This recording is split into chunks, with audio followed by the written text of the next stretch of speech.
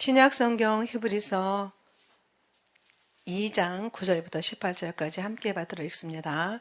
오직 우리가 천사들보다 잠깐 못하게 하심을 입은 자, 곧 죽음의 고난받으심을 인하여 영광과 존귀로 간쓰신 예수를 보니 이를 행하심은 하나님의 은혜로 말미암아 모든 사람을 위하여 죽음을 맛보려 하심이라. 만물이 인하고 만물이 말미암은 자에게는 많은 아들을 이끌어 영광에 들어가게 하시는 일에 저희 구원의 주를 고난으로 말미암아 온전케 하심이 합당하도다. 거룩하게 하시는 자와 거룩하게 함을 입은 자들이 다 하나에서 난지라.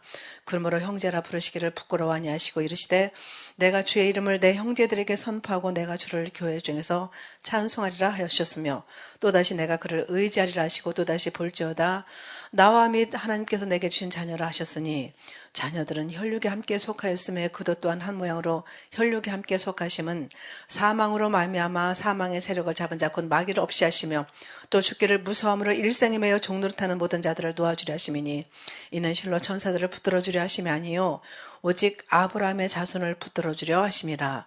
그러므로 저가 범사의 형제들과 같이 되심이 마땅하도다. 이는 하나님의 일에 자비하고 충성된 대제사장이 되어 백성의 죄를 구속하려 하심이라. 자기가 시험을 받아 고난을 당하셨은즉 시험 받는 자들을 능히 도우시느니라. 아멘. 오늘 히브리서 기자는 인간들이 정말 좋아하고 흠모하는 천사들, 그 천사하고는 비교도 안 되는 예수님에 대해서 오늘 예수님이 우리에게 어떤 분인지를 알려주고 있습니다. 1장에서는 천사와 비교도 안 되는 예수님이시다. 그것이 이제 대주제로 나와 있고 2장에서는 그 천사들보다도 우리 인간은 정말 월등한 존재다. 그것을 말하기 위해서 쓰여진 겁니다. 그러니까 예수님을 믿은 인간은 천사들과는 비교도 안 되는 그런 월등한 존재다. 그렇게 우리 인간들에게 용기를 주고 월등한 존재라는 것을 자세하게 풀어놓았어요. 하나님이 계시고 또 예수님이 오셔서 그 모든 일을 행하셨고 그리고 그 모든 일을 돕는 배후의 천사들 그리고 우리 인간들 만물들이 있는데 모든 만물 중에서 우리 인간들은 만물의 영장이라고 할 만큼 하나님의 형상을 따라 하나님의 모양대로 지음을 받아서 하나님의 그 놀라운 사랑을 받았죠. 많은 동물들도 있고 이렇게 식물들도 있지만은 우리 인간들은 하나님께서 특별한 대우를 하신 거예요. 그런데 예수를 믿고도 내가 정말 특별한 사람이라는 것을 깨닫지 못한다고 하면 하나님의 그 놀라우신 경륜을 우리가 잘 알지 못하는 것이죠. 그렇게 예수님이 육신을 입고 오셨는데 천사보다 못하게 태어나셨다. 말구에 오셨잖아요. 그런 캄캄한 여자의 자궁 속으로 어린 아기로 오셨어요. 그렇게 비천한 모습으로 오셨는데 그래서 천사보다 못한 모습으로 잠깐 오신 것은 십자가에서 피 흘려가지고 우리 속죄제물이 되어주시려고 오신 것이다. 그렇게 예수님이 죽음을 맛보시게 된 이유에 대해서 우리 인간들을 위해서 그렇게 하신 것이다. 이제 그렇게 말씀하고 계시는데 예수님과 그 예수 그리스도로 인해서 거룩함을 입은 자들과 예수님이 하나가 되게 하기 위해서 예수님께서 그렇게 십자가를 지셨다 그렇게 말씀하고 계시죠. 그래서 인간이 도로 이 땅에서 발을 딛고 살지만 이 땅에서 지은 대로 행한 대로 영원한 하나님 나라에 가서 하나님과 영원토록 함께 살게 하시려고 이 땅에서 사는 동안에 예수님을 영접하고 하나님 나라에서 영원토록 하나님과 함께 살게 하도록 하시려고 우리에게 믿음을 주셨다.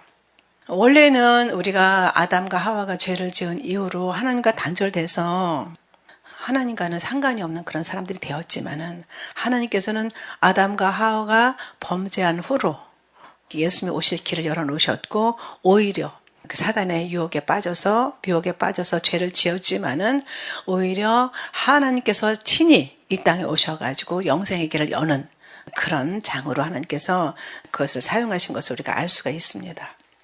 우리 인간을 그렇게 하나님께로 인도하신 하나님께서 오늘 11절에 보면은 거룩하게 하시는 자와 거룩하게 함을 입은 자들이 다 하나에서 난지라. 그러므로 형제라 부르시기를 부끄러워 아니하셨다. 이렇게 말씀하셔요. 하나님과 형제가 됐다. 엄청난 거죠. 어떻게 육신을 입고 오셨지만은 그 하나님이신 예수님과 형제가 된단 말입니까? 그러니까 하나님과 형제가 됐으니까 하나님을 아빠라고 부를 수 있는 권세를 얻게 된 거예요. 참 너무나 놀라운 것이죠. 17절에 보니까는 그러므로 저가 범사의 형제들과 같이 되심이 마땅하도다. 하나님께서 친히 이 땅에 오셔서 그 모든 일들을 다 이루시고 대제사장으로서 속죄제물이 되어주시고 그 모든 일을 완전하게 다 해결하시고 내가 다 이루었다 이렇게 말씀하셨잖아요. 그래서 하나님께서 하나님의 일에 자비하고 충성된 대제사장이 돼서 백성의 죄를 이제 구속하려 하심이라. 오늘 말씀의 결론이 사실은 18절이에요.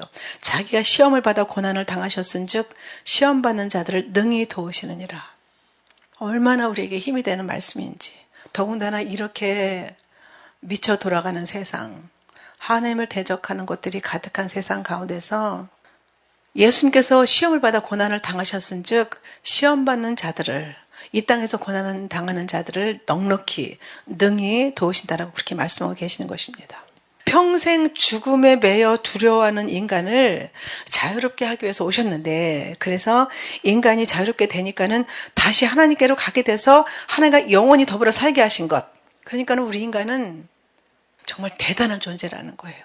특히 예수님을 믿은 인간은, 예수님을 믿지 않은 인간은 그런 존재가 아니지만 예수님 안에서 하나님을 온전히 의뢰하고 신뢰하는 사람들은 대단한 존재가 되었다, 이렇게 선포하고 있는 거예요.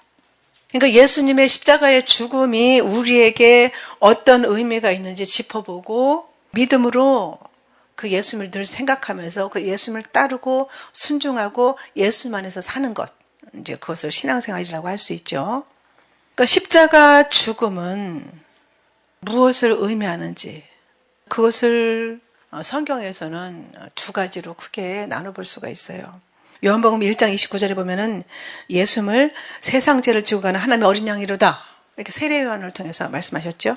요한복음 3장 16절에 하나님이 세상을 이처럼 사랑하사 독생자를 주셨으니 이는 누구든지 저를 믿는 자마다, 예수님을 믿는 자마다 하나님의 자녀가 되는 권세를 주려고 하셨다, 이렇게 말씀하고 계시는데, 하나님의 어린 양, 그러면은 이방인인 사람들은 하나님의 어린 양이 도대체 뭐지?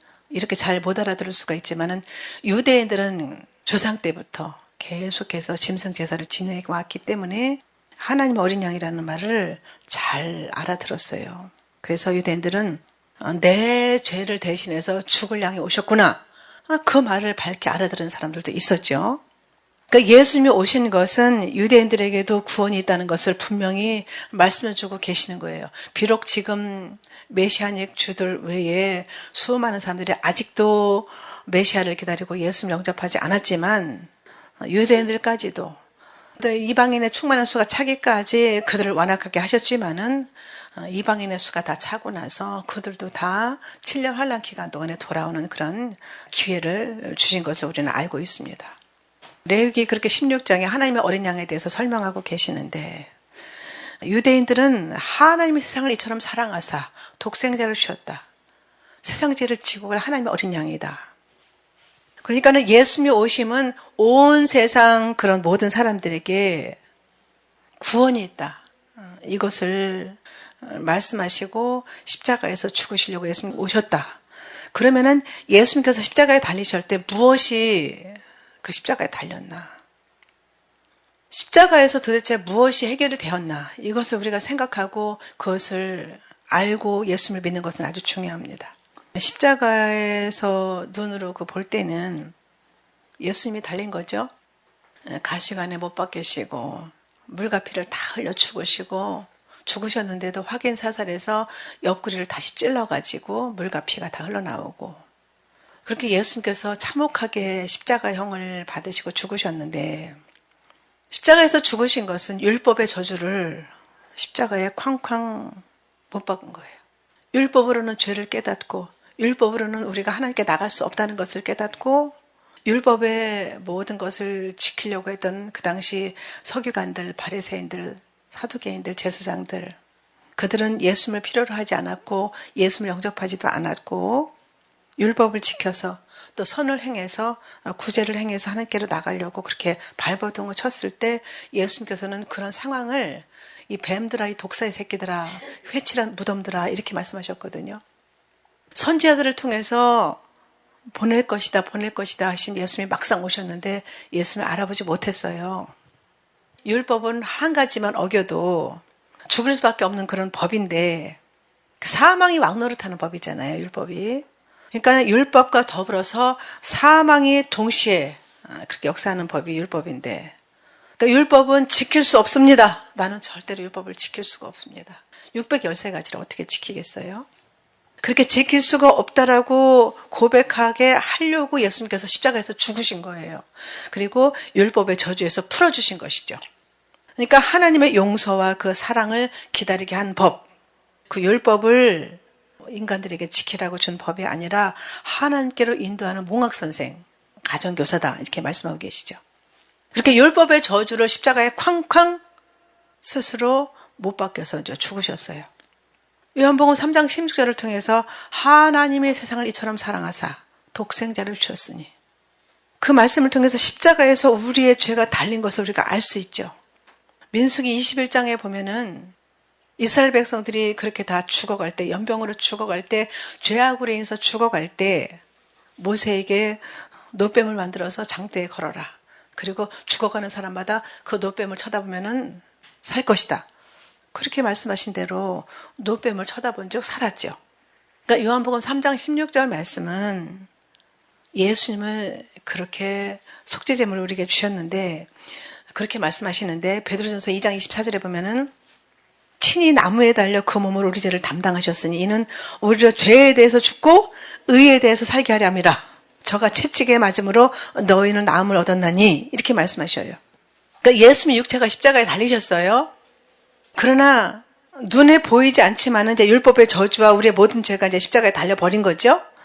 그렇게 십자가에 못 박히기 전에 예수님께서는 끔찍한 그 정갈 채찍을 맞으셨잖아요. 그렇게 채찍을 맞으시고 우리의 질병까지도 짊어지셨다는 거예요.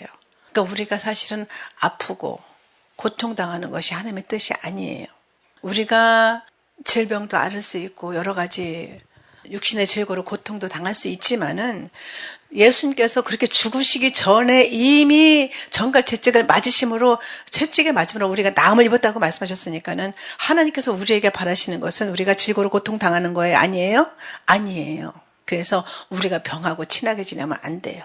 나가 상관없으니까 나가! 예수 이름으로 너를 저주한다. 그러면서 쫓아내야 되는 거예요. 그러니까 그 몸을 우리 죄를 담당하셨고 저가 그 채찍에 맞은 자국을 통해서 우리가 이제 병이 낫다. 이것을 이제 믿는 것은 아주 중요하죠. 내 질병을 모두 예수님께서 다 담당하셨는데 십자가에 죄가 달린 것은 믿으면서 내 병이 낫는 것만은 안 믿어진다. 그건 어불성설이죠. 똑같이 믿어야 되는 겁니다. 그래서 저도 어떤 때 제가 육신의 질고로 많이 고통도 당했고 저 같은 경우에는 부모님이 너무나 오랫동안 그렇게 우상숭배를 해왔고 12시가 넘어서 제사를 지냈어요. 1년에 12번. 한 달에 한 번 꼴이죠. 꼭 12시 넘어가지고서는 다 세수하고요. 목욕 재개하고 그리고 두루마기 입고 대청마루에 쭉 서가지고 여자들은 그 옆에 가지도 못했어요. 그러면은 학교 가서 그 다음날 쫄아요. 12시가 넘어서 그 당시에는 이제 예수 안 믿었으니까 저 같은 경우에는 그러면 이제 그거 다 지내고 치우고 설거지하고 그러면 이제 고등학교 다닐 때 이제 그 다음날 학교 가서 꼬박꼬박 조는 거죠. 몇 시간 못 자고 학교 갔으니까. 그렇게 우상숭배도 극심하게 했지. 저희 어머님은 아버지 돌아가시고 나서 방생하러 다니고 온갖 우상숭배를 하고 우상숭배를 극심하게 하면 성경에 기록된 대로 하나님의 저주들이 신명기 28장에 나오잖아요. 하나님을 믿으면 이렇게 복을 주실 것이지만은 하나님을 믿지 않고 우상을 숭배하면은 이렇게 끔찍한 그런 저주와 사망이 너희들을 쫓아갈 것이다. 칼이 너희를 칠 것이다. 이런 말씀들이 나와 있는데 저 같은 경우에는 그렇게 많은 희생과 대가가 있었어요. 더군다나 죄 중에 길을 걸으려고 하니까 사단이 가만두질 않죠. 포기하게 하려고. 그렇지 않아도 20대 때부터 하나님께서 부르셨는데 계속해서 불순종하면서 매를 맞고 또 매를 맞았는데도 하나님께 돌아오지 않고 또 그 길을 가려고 하니까 사단이 가만히 있질 않죠. 저를 불에다가도 집어던지고 물에다가도 집어던지고 죽을 고비를 몇 번이나 넘기면서 이 길을 왔는데 그런데 이런 하나님의 원칙을 알고 나니까 그 병을 미워하게 됐어요. 병하고 절대로 친하게 지내지 마십시오. 질병은 하나님께서 주시는 게 아니에요. 우리가 질고로 고통당하는 것도 하나님의 뜻도 아니에요. 미워하고 예수님 이름으로 저주하고 내보내셔야 되는 거예요. 누가 보면 5장 17절 이하에 보면은 중풍병자를 침상째 메고 와가지고 기아를 벗기고 무리 가운데 이제 달아내려요. 얼마나 사람이 많이 모였으면은 기와를 벗기고 그리고 침상째 예수님 앞에 달아내리는 거예요. 사람들이 너무 많아가지고 문으로 들어갈 수가 없으니까 그렇게 한 것이죠. 그랬더니 예수님께서 중풍병자한테 내 죄사함을 받았느니라 이렇게 말씀하셨어요. 그러니까 죄사함, 사실 이게 굉장히 좀 막연할 수가 있는데 그 중풍병자가 어떤 죄를 지었는지 성경에 나오지는 않지만은 예수님께서는 죄를 사는 권세가 있는 것을 그 중풍병자에게 선포함으로써 또 예수님은 질병을 치료하는 권세가 있는 분이신 것을 선포하신 것이죠. 사람들이 아니 무슨 요셉의 아들인데 우리가 아는 거로는 목수의 아들인데 무슨 죄를 사하는 권세가 있어? 예수님께서 말씀하셨어요. 내가 죄를 사하는 권세가 있는 줄 알지 못하느냐? 이렇게 말씀하셨죠. 그러니까는 몸이 아프고 고통스러울 때 그 병을 위하지 말고요. 예수님이 채찍에 맞으므로 나는 나음을 입었도다. 나는 나음을 입었다. 이렇게 선포하고 자꾸만 십자가를 바라보고 예수님의 피를 뿌리고 예수님 보혈을 의지해야 되는 겁니다. 예수께서 채찍에 맞으면 우리가 나음을 입었다. 더러운 질병아 예수님으로 떠나가라. 이렇게 선포해야 되는 거예요. 그러니까 예수님은 죄와 병을 같은 선상에 놓고 말씀하신 것을 우리가 알 수 있어요. 내가 죄를 짓지 않아서도 우리 부모님이 우리 선대 조상들이 엄청나게 그렇게 우상 숭배를 하거나 그러면은 그런 것들이 자손이 우리에게 하나님께서 말씀하셨잖아요. 1000대까지 복을 주시지만 하나님을 섬기지 않으면 3, 4대까지 내려간다라고 분명히 말씀하셨거든요. 히브리서 10장 20절에 보면은 그 길은 우리를 위하여 휘장 가운데 열어놓으신 새롭고 산 길이요 휘장은 곧 저의 육체니라. 온갖 우상 숭배로 인해서 불신으로 인해서 하나님께 나아갈 수 없는 우리 인간들에게 하나님께서 길을 열어놓으셨는데 하나님이 친히 오셔가지고 십자가에 죽으신 거예요. 그래서 지성소로 가는 하나님께로 나가는 그 두꺼운 검은 휘장이 위에서부터 아래로 쭉 찢어져가지고 하나님께로 직접 나갈 길을 하나님께서 열어놓으신 거예요. 할렐루야! 그 새롭고 산 길을 열어놓으셨으니까 생명의 길을 열어놓으셨으니까 그 예수님을 의지하고 하나님께서 주시지 않은 것들 이런 것들을 우리가 예수님 이름으로 내어 쫓아야 되는 거예요. 예수님 오실 때까지 예수님 오실 때가 다 됐으니까 그냥 그럭저럭 살지 아니에요. 하나님은 하나님이 주신 그 권세를 사용하기를 원하시죠. 그러니까 침상을 들고 걸어가라 이렇게 말씀하시니까는 그 떠매고 왔던 중풍병자가 나와가지고 자기 침상을 들고 씩씩하게 집으로 돌아가는 거예요. 그러니까 휘장 때문에 하나님을 만날 수가 없었는데 그 죄의 그 휘장을 그 두꺼운 휘장을 예수님께서 그 몸으로 담당하셔가지고 위에서부터 아래로 쭉 찢어져가지고 우리가 하나님께 나갈 길을 얻었고 죄사함을 얻을 길을 얻었으니까 그 권세를 사용하라고 말씀하고 계시는 것입니다. 십자가에 누가 달렸어요? 사망 권세가 달렸어요. 오늘 14절에 보니까는 자녀들은 혈육에 함께 속하였으며 그도 또한 한 모양으로 혈육에 함께 속하시면 사망으로 말미암아 사망의 세력을 잡은 자 곧 마귀를 없이 하시려 이렇게 오셨다고 말씀하셨어요. 죽기를 무서워함으로 일상에 매여 종로로 타는 모든 자들을 놓아주려고 그렇게 십자가에서 죽으셨다 이렇게 말씀하고 계시죠. 요한복음 3장 14절에 민수기 21장 사건을 예수님께서 말씀하셨어요. 모세가 광야에서 뱀을 든 것 같이 인자도 들려야 하리니 이는 저를 믿는 자마다 영생을 얻게 하려 하심이니라 이렇게 말씀하셨어요. 사람이 되어 오신 예수님께서 십자가에서 달리면 원수가 달렸다라고 보는 거예요. 예수님께서는. 그래서 민수기 21장에서 이스라엘 백성들이 치료받았던 것처럼 십자가 볼 때마다 원수가 달렸구나. 사망 권세가 달렸구나. 예수님께서 내가 받을 저주와 그 사망 권세를 짊어지고 십자가에서 죽으셨구나. 이것을 생각하라는 거예요. 그래서 나는 자유함을 얻었다. 나는 하나님께 나갈 길을 얻었다. 나는 생명을 얻었다. 나는 영생을 얻었다. 이렇게 선포하라는 거예요. 요한일서 3장 8절에 보면 죄를 짓는 자는 마귀에게 속하나니 마귀는 처음부터 범죄함이니라. 하나님의 아들이 나타나신 것은 마귀를 멸하려 하셨다. 이렇게 말씀하셔요. 그러니까 우리를 죽이는 그 사망이 십자가에 완전히 달려버린 거예요. 그러니까 인간에게 가장 문제가 되는 것이 죽음이잖아요. 누구든지 죽을까 봐 벌벌 떨잖아요.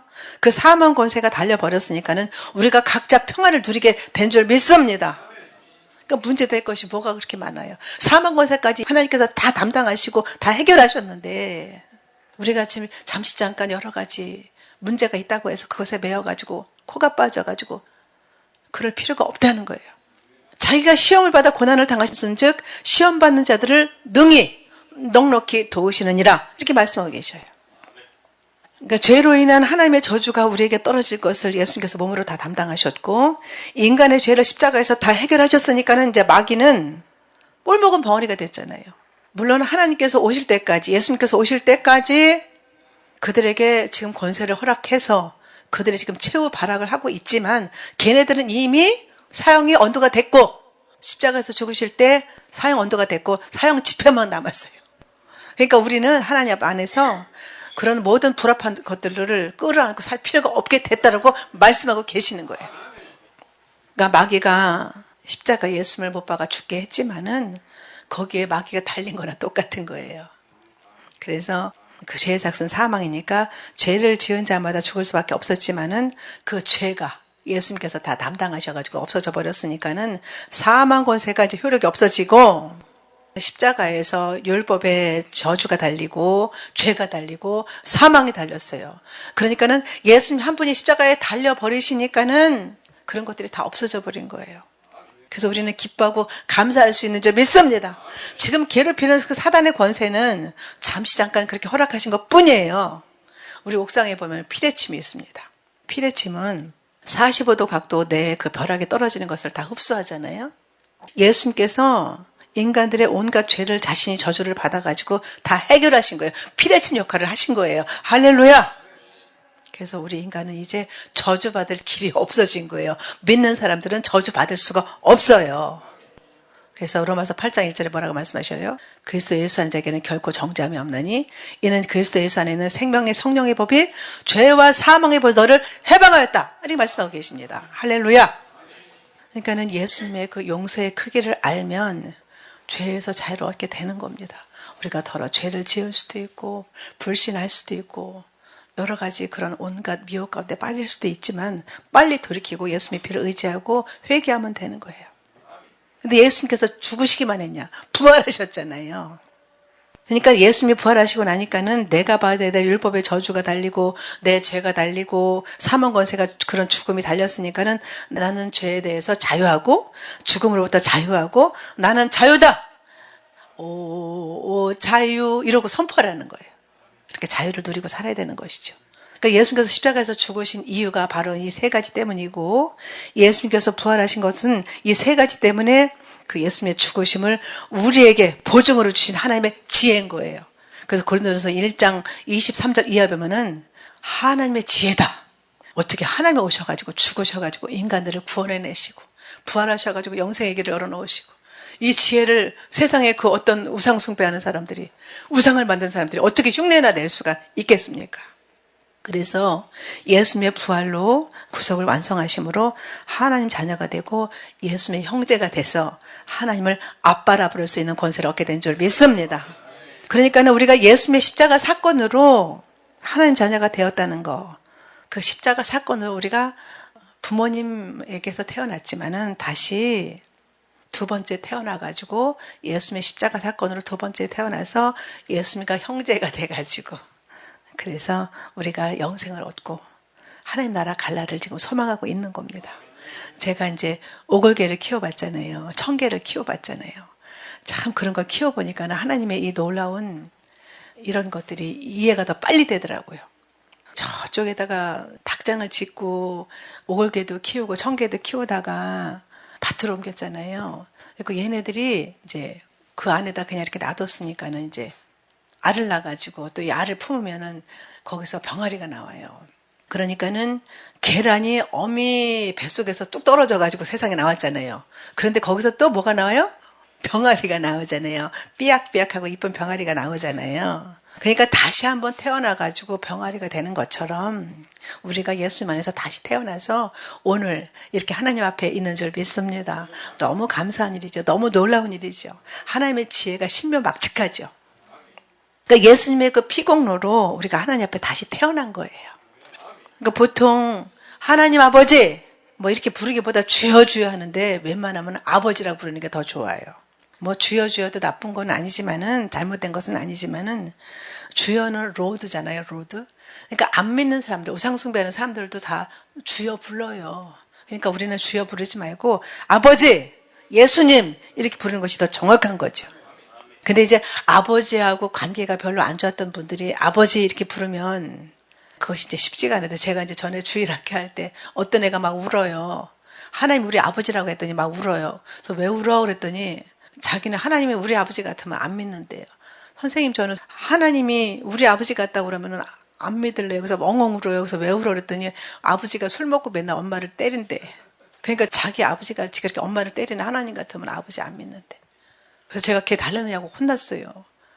너무 아버지한테 받은 상처가 많으니까 하나님을 아버지라고 불러야 된다고 그랬더니 그 말이 이해가 안 되는 거예요. 얼른 아버지 그러니까는 술 먹고 엄마 때리는 아버지, 이게 생각이 난 거예요, 어린아이가. 그런 일이 있었는데, 그러나 정말 그 하나님을 만나고 예수를 만나면 정말 아버지를 확실하게 부를 수가 있는 거죠.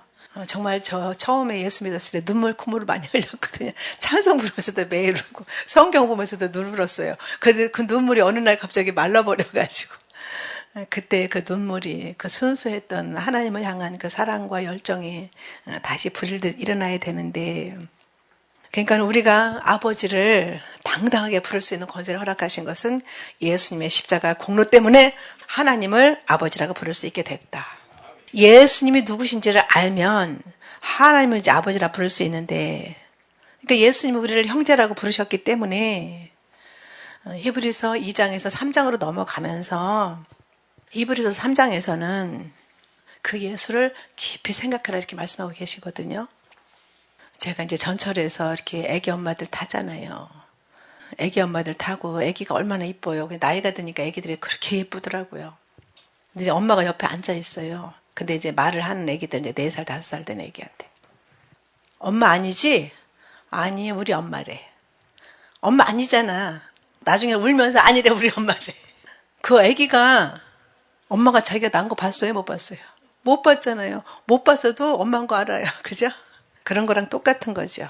엄마가 자기를 낳은 거 안 봤어도 확실하게 믿는 것처럼 하나님께서 우리를 예수님을 통해서 낳은 것을 확실하게 믿는 것. 얼마나 그것은 놀라운 은총인지 모릅니다. 그것이 안 믿어져가지고 평생을 신앙생활을 하고도 하나님 살아 계셔요? 이러고 죽는 장로도 있고 권사도 있고 그렇다고 하잖아요.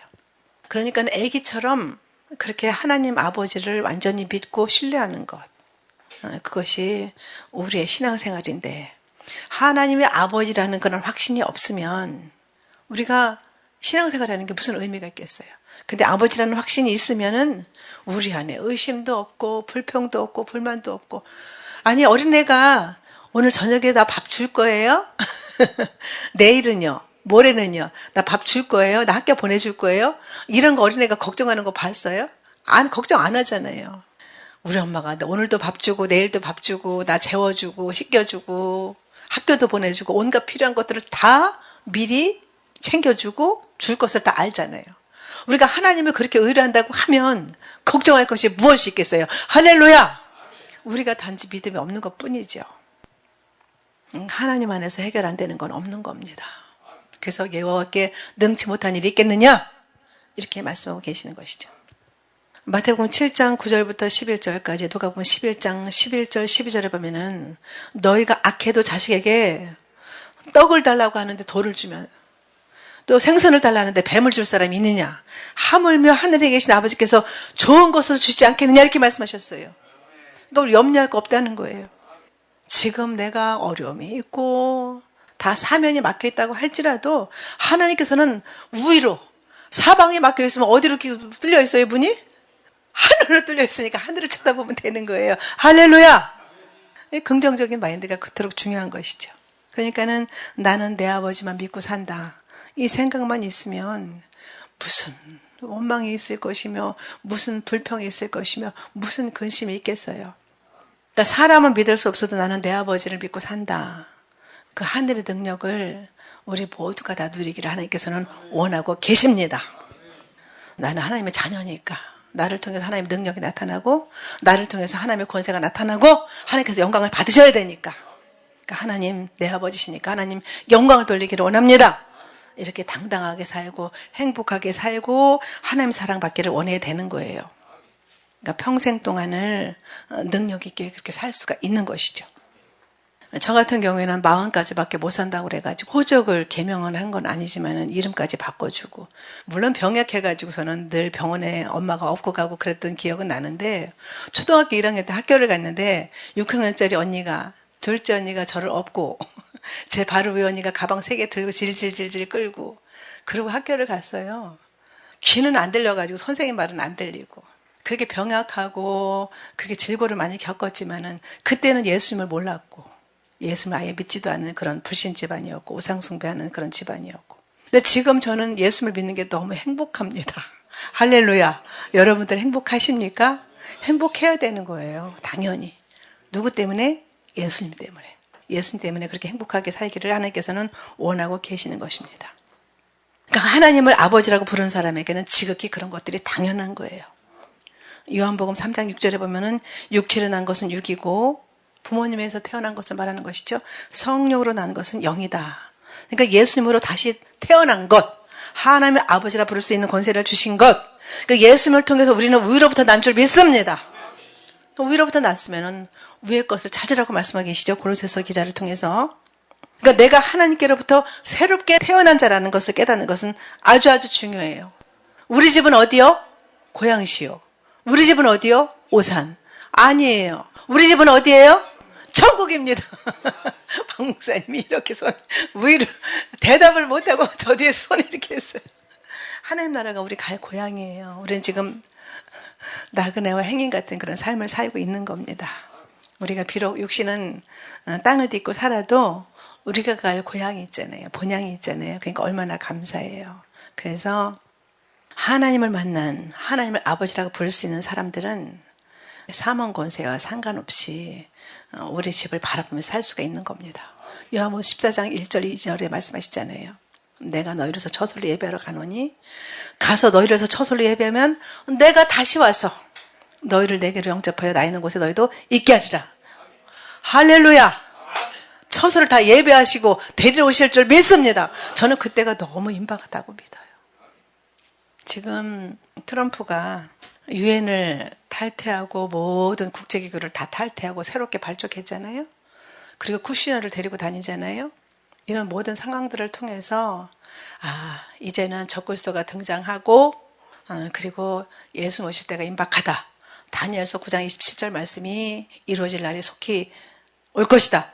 이것을 보고 우리가 예의주시하고 깨어 있어야 되는 거예요. 그러니까 하나님이 우리 아버지시니까는 하나님 나라가 내 집이고, 그래서 하나님 나라가 그립고 빨리 가고 싶고, 그래서 예수님 빨리 오십시오 이렇게 고백할 수 있는 것이죠. 그래서 지금 이 땅에서 어떤 때는 힘들고 지칠 때도 있고, 그러나 내 아버지 집에 가면 내가 편히 쉴 수도 있고, 그래서 기대하고 약속을 대하는 것이죠.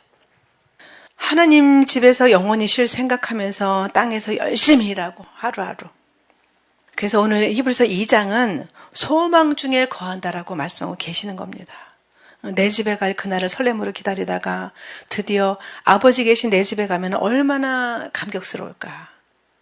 그러니까는 혹시 휴거 전에 내 생명이 끝나도, 육신의 죽음이 와도 뭐 죽기 싫어서 몸부림칠 이유가 없잖아요. 왜 그래요? 이사야서 57장 1절 2절에 보면은 의인이 의롭다고 인정받은 사람이 죽을지라도 마음에 두는 자가 없고 자배한 자들이 취하여감을 입을지라도 그 의인은 화액 전에 취하여감을 입었다 이렇게 말씀하셔요. 그는 평안에 들어갔나니 무릇 정로로 행하는 자는, 하나님의 길로 행하는 자는 자기들의 침상에서 편히 쉬느니라. 다리 쭉 뻗고 하나님 나라 간다는 것이죠. 시편 116편 15절에도 말씀하시잖아요. 성도에 죽는 것은 여호와께서 그래서 귀중히 보신다 이렇게 말씀하고 계셔요. 그러니까 내가 하나님 자녀가 된 게 얼마나 완전하고 확실한 것이냐면은 아주 철저하고 구체적으로 하나님은 내 아버지고 내 집은 하나님 계신 천국이고, 예수님의 부활을 통해서 하나님의 은혜로 예수님과 형제가 됐으니까는 그 예수님으로 인해서 내가 하나님의 아버지라고 부를 수 있는 권세를 얻었으니까는 하나님께로 간다.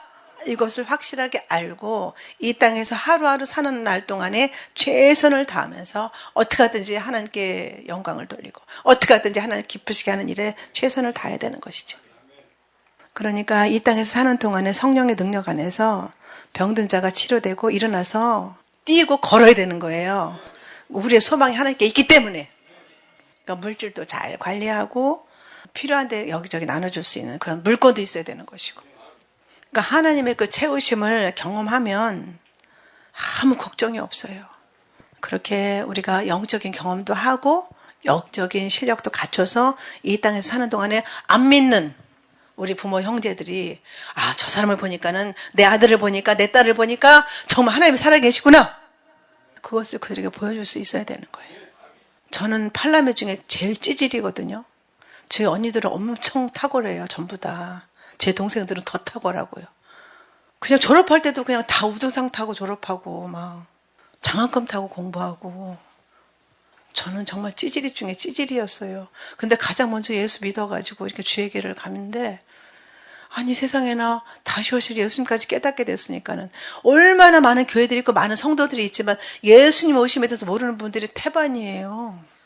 그런데 이 시대를 깨닫고 분별할 수 있도록 허락하시고 그 주님을 기다릴 수 있도록 여기까지 인도하셨으니 얼마나 감사해요. 자긍심을 가져도 좋은 거죠. 다 같이 한번 따라서 한번 해보실까요? 어쩌다 이 복을 받으셨습니까? 어쩌다 이런 복을 받으셨습니까? 할렐루야! 놀라운 복을 받은 거죠. 그러니까 영적인 실력을 갖추려고 하면 하나님께서 우리에게 행하신 그 놀라운 일들을 신뢰하고 그것을 내 마음에 각인시켜서 나는 보통 사람이 아니야.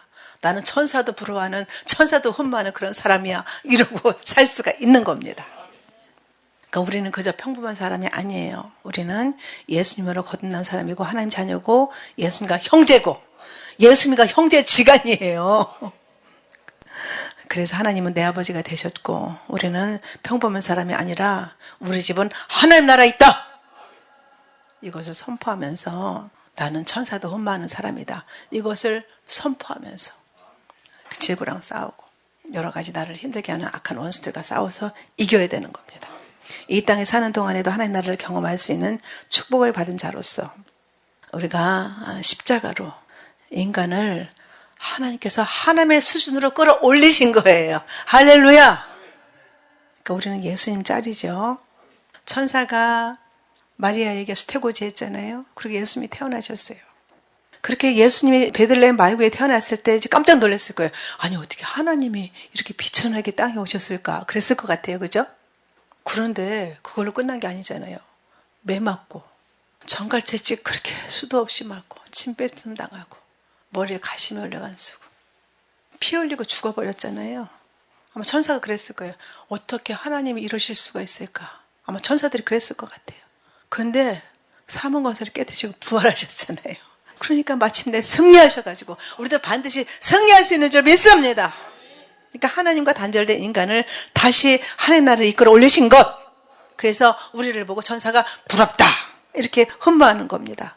이렇게 하나님 아들로 말한 것이 복음이에요. 굿뉴스예요.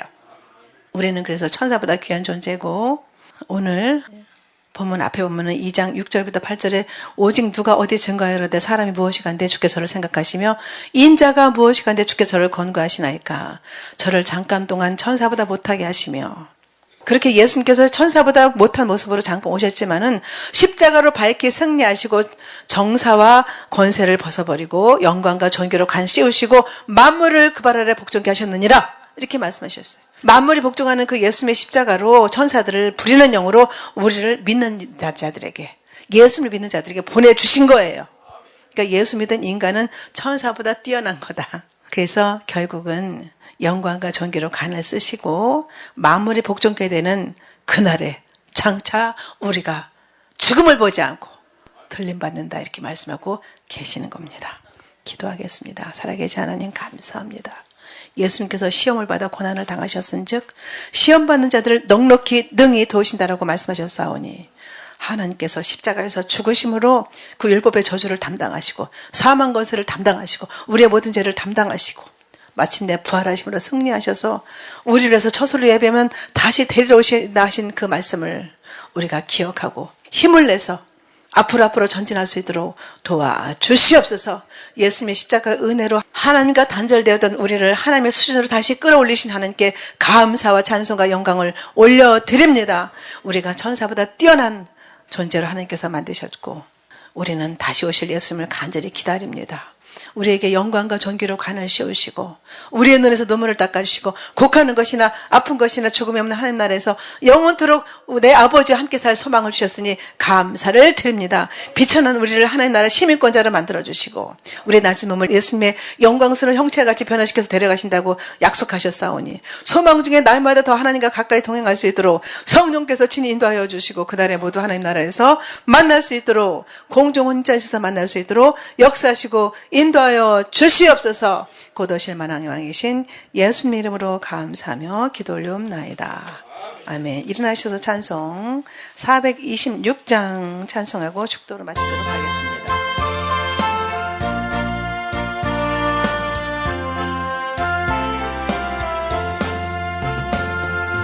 날 위하여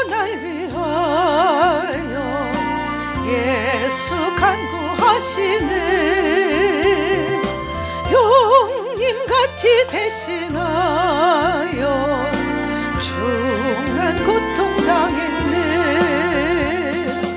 거룩하신 보좌 앞에 항상 주여왔기에